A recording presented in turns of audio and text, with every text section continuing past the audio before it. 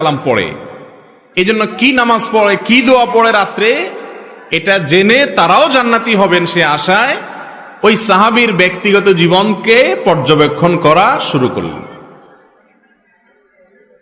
বহু চেষ্টা করে কয়েক রাত পর্যন্ত তার বাড়ির আশেপাশে অবস্থান নিয়ে সাহাবীরা তেমন কিছু উদ্ঘাটন করতে পারলেন না। দেখলেন না, এশা পড়ে যায়, শুয়ে যায়, আবার ফজরের সময় মসজিদে আসে, হয়তো বড় জোর তাহাজ্জুদটা পড়ে, আর বাকি রাত্রে তো নাক ডাকে আমাদের মতো ঘুমায়। লোকটা জান্নাতি, নবীজির মুখ থেকে সংবাদ পেয়ে গেল, কাহিনীটা কি? ওনারা নিজেরা উদ্ধার করতে যখন ব্যর্থ হলেন, এবার ওই লোকটাকে ধরছেন সাহাবীরা, যায় বলছেন, ভাই তোমার সম্পর্কে নবীজি এরকম কথা বলেছেন, কি এমন আমল তুমি করো আমাদেরকে একটু বলে দাও ভাই।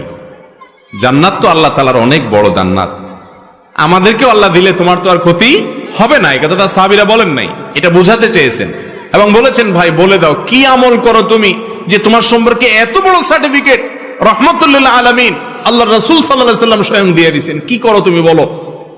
লোকটা সাহাবীদের কথা শুনে, তিনিও সাহাবী, তিনি বললেন যে ভাই বিশ্বাস করো আমি স্পেশাল কিছুই করি না, তোমরা যা করো আমিও তা করি। ইসলামে অতিরিক্ত কোনো কিছু করার তেমন কোনো সুযোগও নাই, সবকিছু রেডিমেড। আল্লাহ এবং তার রাসূল সাল্লাল্লাহু আলাইহি ওয়াসাল্লামের পক্ষ থেকে সবকিছু রেডিমেড। তোমরা 5 ওয়াক্ত নামাজ পড়ো, ভাই আমি 6 ওয়াক্ত পড়ি না, আমিও 5 ওয়াক্ত পড়ি। তোমরা রমজানের রোজা রাখো, আমিও রমজানের রোজা রাখি। বিশেষ কিছুই আমি করি না, এমনকি অনেক নফল আমল টামলও যে আমি করি এমনও কিছু না। তবে একটা জিনিস আছে আমার, সেটা হলো আমার এই বুকে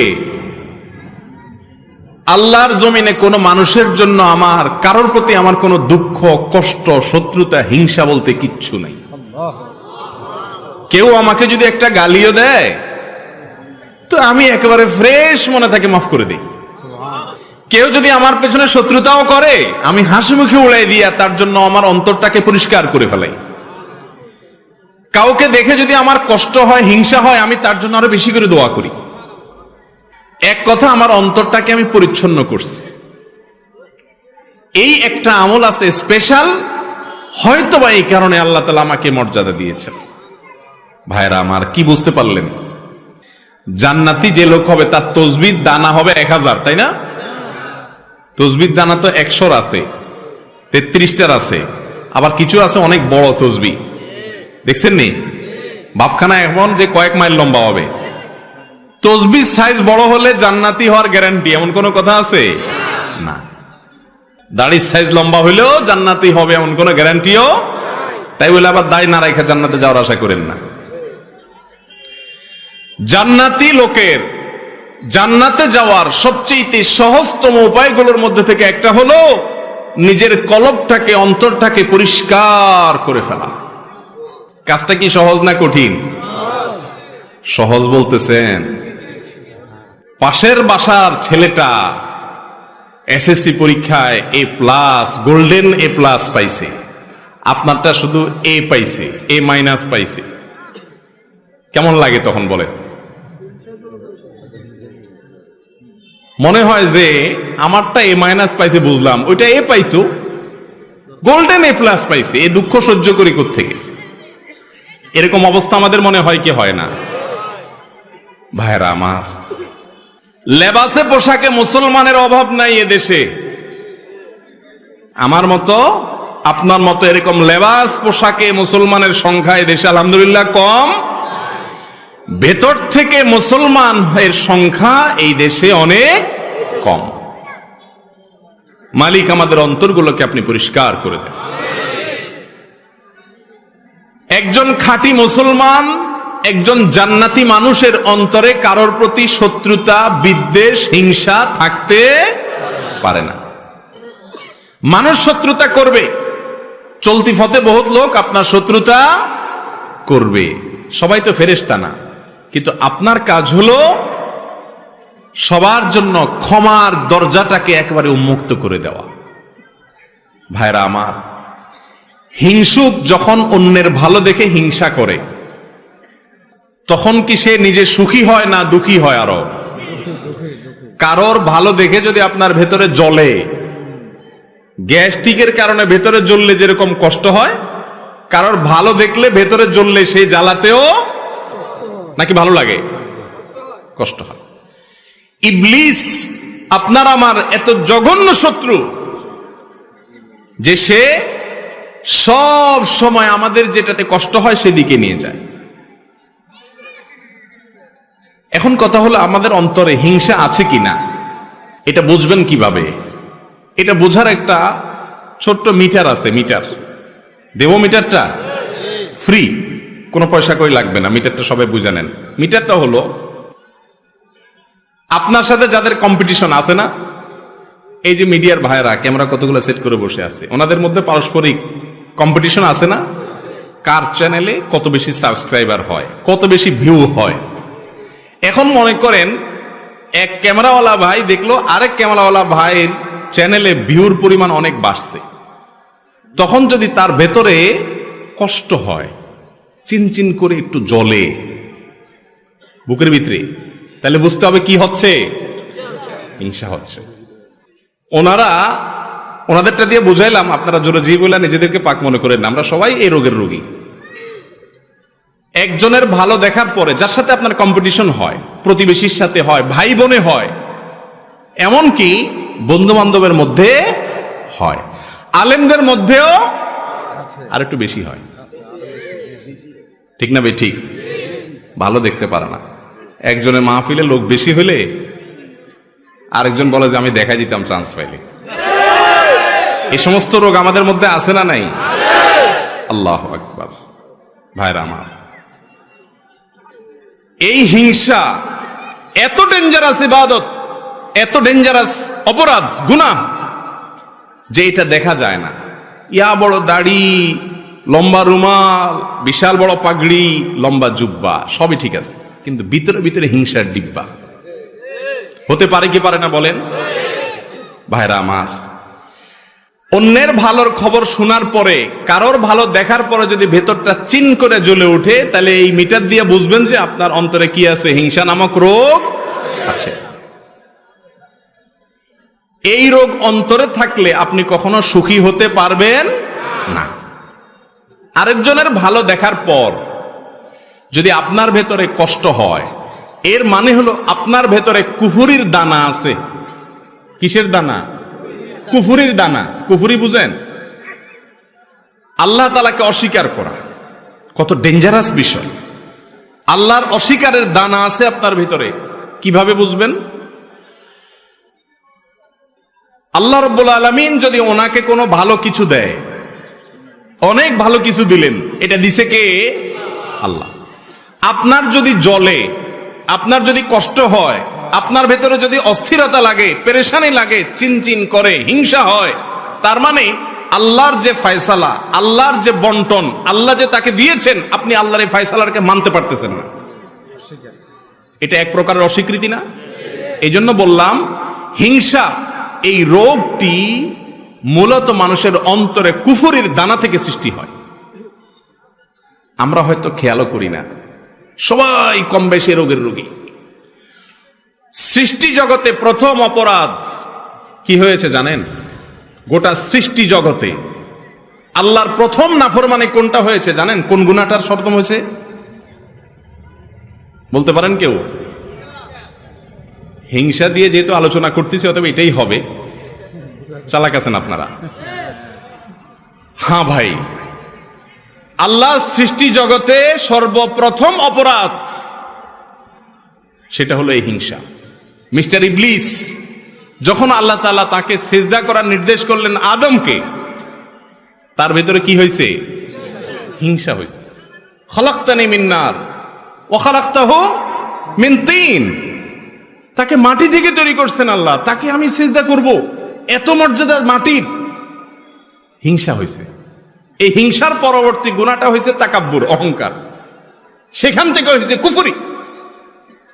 হিংসার মতো অপরাধ, যেটাকে আমরা অপরাধ মনেই করি না, জেনাকে অপরাধ মনে করি, চুরিকে অপরাধ মনে করি, মাদককে অপরাধ মনে করি, নামাজ ছাড়াকে অপরাধ মনে করি, বেপরদাকে অপরাধ মনে করি, গালিগালাজকে অপরাধ মনে করি, মানুষ হত্যাকে অপরাধ মনে করি, কারণ এগুলো সব দৃশ্যমান। কিন্তু হিংসা নামক অপরাধ, যে অপরাধ ছোট কোনো অপরাধ নয়, আমল বিনাশী অপরাধ, সেটাকে আমরা অপরাধ মনে করি না। ভাইরা আমার, আজ থেকে আপনার বুকে নিজে হাত দিয়ে চিন্তা করবেন, কল্পনা করবেন, ভাববেন কারোর ভালো দেখলে আপনার জ্বলে কিনা। পারবেন না ইনশাআল্লাহ? যে যদি দেখেন যে হ্যাঁ কারোর ভালো দেখলে আপনার ভেতরে জ্বলে, তাহলে বুঝতে হবে আপনার ভেতরে হিংসা আছে, এটাকে নোট করে ফেলবেন। নোট করার পর প্রতিজ্ঞা করবেন যে এই হিংসা আমি দূর করব। দূর করা ভেরি ইজি। রোগ ধরাটা হলো মূল। আপনি যদি ধরতে পারেন যে আপনার অন্তরে অমুকের প্রতি হিংসা আছে, ওনার প্রতি হিংসা আছে, এটা যদি আপনি ধরতে পারেন, তাহলে ইনশাআল্লাহ ট্রিটমেন্ট ভেরি ইজি। আমি ট্রিটমেন্ট বলতেছি একেবারে সহজ, কিন্তু আগে আপনাকে খুঁজে বের করতে হবে কার প্রতি আমার হিংসা হয়। খুঁজে বের করার পর দ্বিতীয় কাজ হলো চিন্তা করবেন, আমি যদি হিংসা করি তাহলে কেমন যেন আমি আল্লাহর ফয়সালাকে অস্বীকার করলাম। ঠিক না? ঠিক বলেন।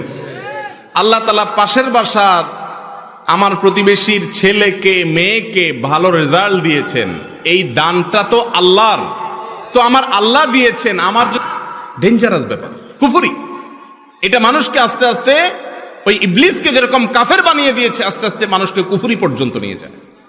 এই কথার যখন চিন্তা করবেন, তখন ইনশাআল্লাহ নিজের ভেতরে হিংসা দূর হওয়ার প্রাথমিক পদক্ষেপ চলে আসবে, যে এটা তো আল্লাহর বন্টন, আমি হিংসা করে কি লাভ হবে। হিংসুক হিংসা করে পৃথিবীর কারোর কোনো ক্ষতি করতে পারে না। বরং আপনি কি করবেন, ওই মালিকের সাথে কথা বলা শুরু করবেন। বলবেন, মালিক তুমি তাকে দিয়েছ, তোমার ভান্ডারে তো কোনো কমতি নাই, তাকে দিয়েছ, তার জন্য আমার কোনো কষ্ট নাই, আরো দাও, কিন্তু আমাকেও দাও সাথে মালিক। ব্যাস, এটার নাম হলো গিবতা, বাংলা বলে ঈর্ষা। এটা খারাপ না, এটা জায়েজ আছে। কারোর ভালো দেখছেন, দেখার পরে বললেন যে আল্লাহ তাকে আপনি দিয়েছেন, এটা নিয়ে আমার আপত্তি নেই মালিক, আপনি সিদ্ধান্ত নিয়েছেন দেওয়ার, অতএব নিশ্চয়ই এর ভেতরে কল্যাণ আছে, আপনার ফয়সালার প্রতি আমার কোনো অভিযোগ নাই মালিক, তাকে দিয়েছেন আরো দেন, আমাকেও দেন। হলো কি? ঈর্ষা। এই ঈর্ষাটা হিংসার মতো নিন্দনীয় বা খারাপ না। যদি আপনার মনের ভেতরে কারোর প্রতি হিংসা হয়, আল্লাহর কসম করে বলতেছি, পরীক্ষা করে দেখেন, নিজের ভেতরে অ্যাপ্লাই করে দেখেন, প্রয়োগ করে দেখেন। যদি আপনি হিংসার রোগ ধরতে পারেন যে অমুকের উন্নতিতে আমার ভেতরে জ্বালা পড়া শুরু হয়েছে, এরপরে আল্লাহর সাথে যদি কথা বলেন, আল্লাহ ওনাকে দিয়েছেন, ভালো কথা, আমি আপনার নাখান্দা গোলাম, আমার হয়তো উপযুক্ততা নাই, তার হয়তো কোনো গোপন ভালো আমলের কারণে তাকে দিয়েছেন, আল্লাহ আমাকেও দেন। এভাবে যদি আল্লাহর সাথে কথা বলেন, দেখবেন যে হিংসা অর্ধেক মন থেকে এমনি দূর হয়ে গেছে। এরপরে দ্বিতীয় যে কাজটা করবেন তা হলো, তারপরেও যদি দেখেন না চিনচিন করে জলে, এবার অ্যান্টিবায়োটিক দিবেন। অ্যান্টিবায়োটিক কি জানেন? অ্যান্টিবায়োটিক হলো নিজের প্রতি নিজের সংগ্রাম। এবার এটাকে বলে আত্মসংগ্রাম। নিজের বিরুদ্ধে নিজে যুদ্ধ করতে হবে। এখন এবার আপনাকে অ্যান্টিবায়োটিকে যেতে হবে, অপারেশনও বলতে পারেন। সেটা হলো এবার নিজের নফসকে বলবেন, নফস আমার আল্লাহ তাকে দিয়েছে, তোমার কাছে কষ্ট লাগে, তুমি হিংসুক, ছোট লোক, অতএব এটার শাস্তি হলো তুমি আল্লাহর কাছে মনে না চাইলে হুদামিসা দোয়া করো, এমনি দোয়া করো, আত্মলি বলো, আল্লাহ ওনাকে যা দিয়েছেন আল্লাহ ওনাকে আরো দেন, আরো দেন। আল্লাহ আল্লাহ আপনার শুকর, আপনি তাকে দিয়েছেন, তার ছেলেকে এ প্লাস দিয়েছেন, আল্লাহ আরো দেন। আল্লাহ ওনার ব্যবসায় অল্প দিনে এত লাভ করছে, আল্লাহ ডবল করে দেন। মনে চাবে না, কিন্তু মনের বিরুদ্ধে মুখে আল্লাহর কাছে কি করবেন? এটা বললে আপনার ভেতরকার যে প্রবৃত্তি, আত্মা, নফস, এই নফস রুসওয়া হবে, বেইজ্জত হবে, লাঞ্ছিত হবে, এবং ইনশাআল্লাহ হিংসা থেকে সে আস্তে আস্তে সরে আসবে। শয়তান তখন বলবে, ছেড়ে দেমা কেন্দেবাসী। কারণ এই লোক উল্টা বরং যার প্রতি হিংসা হয় তার জন্য দোয়া করা ধরছে। তার জন্য যদি দোয়া করা ধরে, শয়তান চিন্তা করবে যে এই লোক তো উল্টা বরং আরো তার অন্তরটাকে প্রশস্ত করতেছে। ইমানদারের মন কখনো সংকীর্ণ হতে পারে না, কিন্তু আজ আমাদের মনগুলা সব ছোট। ঠিক না ভাই? ঠিক। মুমিন বড় মনের হতে হবে। কিসের হতে হবে? বড় মনে হতে হবে। আল্লাহ তাআলা আমাদেরকে তৌফিক দান করুন। ভাইরা আমার, হিংসা নামক এই রোগ, এটা থেকে মুক্তির জন্য আমাদের প্রাণপণ লড়াই চালাতে হবে নিজের বিরুদ্ধে। কারণ গুপ্তঘাতক হিংসা, এটা কি গুপ্তঘাতক। ধূমপান, এটাকে বলা হয় গুপ্তঘাতক। মাদক গুপ্তঘাতক, তামাক গুপ্তঘাতক, ভেতরে ভেতরে মানুষকে শেষ করে দেয়। ক্যান্সার গুপ্তঘাতক। ঠিক তেমনি ভাবে একজন ইমানদারের জন্য, তার আমলের জন্য, তার ইমানের জন্য গুপ্তঘাতক হলো হাসাদ বা হিংসা। আল্লাহ তাআলা আমাদের সবাইকে, আমাদের অন্তরগুলোকে পরিষ্কার করার তৌফিক নসিব করুন। ভাইরা আমার, কারোর প্রতি যখন হিংসা হবে, আপনি যখন নিজের বিরুদ্ধে সংগ্রাম করে হিংসাটা দূর করতে পারবেন, একটু চেষ্টা করলে দেখবেন যে দূর হয়ে গেছে ইনশাআল্লাহ। দূর হয়ে গেলে দেখবেন আপনার মনের ভিতরে শান্তি আসবে। ওনার উন্নতি দেখলে আর কষ্ট হবে না, তখন কি হবে? শান্তি আসবে। মনে হবে যে আল্লাহ ওনাকে দিছেন, দেখ, আল্লাহ তো অভাব নেই, আমাকেও দেখ। এটা যখন করবেন তখন আল্লাহ তাআলা আপনাকেও ইনশাআল্লাহ দিবেন। আর যদি হিংসা করেন, তাহলে ওনাকে আল্লাহ দিছে, আল্লাহ হিংসুককে কোনোদিন দেয় না। আপনাদের সমাজে আপনারা একটু ডানে বামে খেয়াল করে দেখেন, যারা হিংসা করে আল্লাহ রাব্বুল আলামিন হিংসুকদেরকে কখনো দেন না। ওইগুলা জ্বলে পুড়ে খাসিরাত দুনিয়া ওয়াল আখিরা, আমসালা দুইটাই চলে যায়। দুনিয়া আখিরাত দুইটাই বরবাদ হয়ে যায়। হিংসা করে কোনো লাভও হয় না, আর ভেতর ভেতরে জ্বলে জ্বলে আরো শেষ হয়। ঠিক না ঠিক? হিংসা করলে কি মনে শান্তি লাগে? কথা বলেন। কারোর প্রতি হিংসা হলে কি নিজের মনে শান্তি লাগে? মনে অস্থিরতা লাগে না? অতএব কারোর প্রতি হিংসা করবেন না আপনার নিজের স্বার্থে। কার স্বার্থে? কারণ হিংসা ছাড়লে আপনার আরাম হবে, আর হিংসা করলে আপনার ব্যারাম হবে, কষ্ট হবে, দুঃখ বাড়বে, জ্বালা শুরু হবে, হার্ট অ্যাটাকও করতে পারেন। ঠিক না ঠিক? আল্লাহ তাআলা আমাদের সবাইকে অন্তরের এই গুনাহ এবং অপরাধ থেকে বেঁচে থাকার তৌফিক দান করুন। নাম্বার 2, অনিয়ন্ত্রিত ক্রোধ, সীমাহীন রাগ আমাদের মধ্যে আছে না নাই? বদমেজাজি, এগুলোকে আমরা গুনাহ মনে করি না, কিন্তু বরং অনেক সময় এগুলোকে আমরা খুব গর্ব করে বলি। আরে উল্টাপাল্টা দেখলে আমার চান্দি গরম হয়ে যায়, বলে না? ফুটানি মেরা রোগী রোগ ধরতেই পারে নাই, উল্টা বরং রোগ নিয়ে গর্ব করতেছে। এর নাম হলো মূর্খ। বদমেজাজ, হটমেজাজ, কথায় কথায় রাগ নিয়ন্ত্রণের বাইরে চলে যায়। আবার গর্ব করে ফুটানি মেরে বলে কি, আমি উল্টাপাল্টা কিছু দেখলে আমার মাথা ঠিক থাকে না, আমি একদম সহ্য করতে পারি না। এই টাইপের কথা যারা বেশি বলে, এদের দেখে নিজের অপকর্মগুলো খুব ঠান্ডা মাথায় সে সহ্য করে যায়। আরেকজনেরটা দেখলে তার চান্দি কি হয়ে যায়? গরম হয়ে যায়। রোগী, এর নাম হলো কি? রোগী। নামাজ পড়ে, রোজা রাখে, দাড়ি টুপি আছে, জুব্বা পাগড়ি আছে, পাঞ্জাবি আছে, সবকিছু আছে, কিন্তু তার চরিত্র হলো সে বদমেজাজ। এ কখনো ভালো মুসলমান হতে, এটাও একটা রোগ। এটাও একটা রোগ। এই রোগটা ভেতরে থাকে, কিন্তু এটা সিমটম বাহির হয়ে যায়। রাগ হইলে প্রকাশ হয় না, প্রকাশ হয় বাহিরে, কিন্তু রোগের ঠিকানা কোথায়? ভেতরে, অন্তরে, বাতিনি গুনাহ। আল্লাহ রাব্বুল আলামিন কোরআনে কারীমে বলেছেন, ওয়াল কাযিমিনাল গায়যা ওয়াল আফিনা আনিন নাস ওয়াল্লাহু ইউহিব্বুল মুহসিনিন। যারা নিজেদের ক্রোধ, রাগ, গোসাকে যারা হজম করতে পারে, কন্ট্রোল করতে পারে, নিয়ন্ত্রণ করতে পারে, এবং মানুষ ভুল ত্রুটি করলে যেখানে সেখানে চেতে যায় না, রাগ হয়ে যায় না, ক্ষমা করতে জানে মানুষকে। আল্লাহু ইউহিব্বুল মুহসিনিন। আর যারা মানুষের প্রতি অনুগ্রহ করে, আল্লাহ তাআলা তাদেরকে, এই লোকগুলোকে আল্লাহ তাআলা ভালোবাসেন। তাহলে আল্লাহর প্রিয় পাত্র হতে হলে বদমেজাজ ছাড়তে হবে, বদমেজাজ ছাড়তে হবে। আমরা সাধারণত মনে করি যারা খুব রাগী হয় এরা বোধহয় খুব বাহাদুর কিসিমের, তাই না? খুব মারাত্মক রাগ উঠলে একেবারে লাল হয়ে যায়, সব এলোমেলো করে ফেলা। আমরা মনে করি যে লোকটা বোধহয় বাহাদুর কিসিমের। আপনারা আমাদের প্রিয় নবী সাল্লাল্লাহু আলাইহি সাল্লামের মূল্যায়ন শুনলে হেসে দিবেন, হুবহু উল্টা।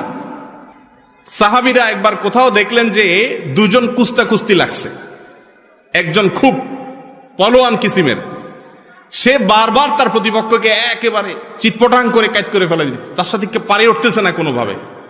তখন সাহাবীরা বলেছে মাশাআল্লাহ, শাদীদ, খুব শক্তিশালী লোকটা। নবী করিম সাল্লাল্লাহু আলাইহি সাল্লাম তখন সাহাবীদেরকে বলেছেন যে আরে না, তোমরা এই লোকটাকে খুব শক্তিশালী মনে করছো, আসো আমি দেখাই এর চেয়ে শক্তিশালী লোককে। তখন নবী সাল্লাল্লাহু আলাইহি সাল্লাম বলেছেন আলা আদুল্লুকুম মান হুয়া আশাদ্দু মিনহু, এই লোকের চাইতে আরো শক্তিশালী মানুষের কথা বলবো না তোমাদেরকে আমি, দেখবা? সাহাবী ইয়া রাসূলুল্লাহ, অবশ্যই দেখান কে সেই লোক যে এর চাইতে বড় ফলোয়ার আছে আমাদের এই মদিনা শহরে, কে সে? তখন নবী করিম সাল্লাল্লাহু আলাইহি সাল্লাম বলেছেন রজুলুন যালামাহু রাজুলুন, এক ব্যক্তি, তার প্রতি কেউ জুলুম করেছে। রিকশাওয়ালা আপনার গায়ের উপরে রিকশাটা লাগাই দিছে অসতর্ক হয়ে, একজন সাধারণ মানুষ আপনার পাও দিয়া পায়ের উপরে পাড়া দিস, আপনাকে কষ্ট দিছে, জুলুম করছে। আপনি চাইলে কষায় আনে একটা দিয়ে দাঁতগুলা সব ফালে দিতে পারেন, এই ক্ষমতা আপনার আছে। কিন্তু ফাকাজা মাগায়েজাহ, চান্দি গরম হয়ে গেছে, এরপরেও সে ওই মালিক দেখছেন, সব মালিক সব দেখছেন, সেই কথা মাথায় রেখে ঢোক গিলার মতো করে রাগটাকে গিলে ফেলে দিয়েছে, দিয়ে মুস্কি হেসে দিয়েছে, ওই লোকটাকে মাফ করে দিয়েছে। এই ব্যক্তি সম্পর্কে নবীজি বলেছেন ফাগালাবাহু ওয়াগালাবা শায়তানা, সে নিজের রাগের উপরে জয়ী হয়ে গেছে, শয়তান চাচ্ছে তাকে এখানে হারায় দিতে, জাহান্নামের দিকে নিতে, সে শয়তানকে হারায় দিছে, হেসে দিছে, রাগকে কন্ট্রোল করতে পারছে। এই লোক হলো আসল বীর, আসল বাহাদুর। ভাইরা আমার, আমাদের দেশে এই টাইপের মানুষ হলে আমরা তারে কি সার্টিফিকেট দিতাম? নবীজি বলছেন সবচেয়ে বড় বীর সে, আমরা হলে বলতাম সবচাইতে বড় বেদা, দেত্রা, ঠিক না? এটাতে একটা আস্তারা বেদলা মানুষ, বোকা শোকা মানুষ, বেকুব নাকি রে? আরে এত বড় একটা জুলুম করলো, কি একটা রিকশাওয়ালা এত বড় একটা অন্যায় করলো, বেটা চায় চায় চলে গেল, এটা পুরুষ নাকি রে? আমরা এরকম না দেখি? দেখেন নবী করিম সাল্লাল্লাহু আলাইহি সাল্লামের দেখার দৃষ্টিভঙ্গি আর আমাদের দৃষ্টিভঙ্গির মধ্যে পার্থক্য কত বেশি, রোগই তো ধরতে পারতেছি না আমরা। ভাইরা আমার, যার তার সাথে রাগ জাহির করতে ফেলা, এটা সবাই পারে, এটা পারার জন্য কোনো যোগ্যতার প্রয়োজন, কিন্তু রাগকে কন্ট্রোল করার জন্য যোগ্যতার প্রয়োজন।